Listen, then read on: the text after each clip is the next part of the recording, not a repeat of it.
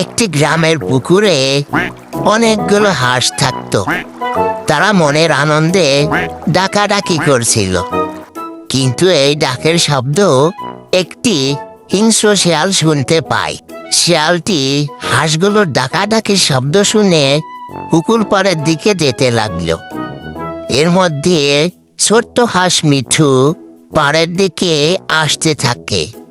মিঠু আসতে না আসতে শিয়ালটি এসে বলে, এই ছোট্ট আসছে না, জানিস আমি না ভালো গান গাইতে পারি।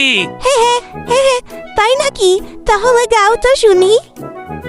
ঠিক আছে ঠিক আছে, আগে ওই বড় হাঁসগুলোদের ডেকে নিয়ে আয়, একসাথে গান শোনাবো। ঠিক আছে, এই সবাই শোনো, শিয়াল এসেছে, পালাও। চালাক শিয়াল আমাদেরকে বোকা ভেবেছে, সবাই পালাও পালাও। আজকে শিয়ালকে বোকা বানিয়ে দিলাম। ছোট্ট হাঁসের সানা আমাকে বোকা বানালি, তোকে শুধু আর একদিন পাই।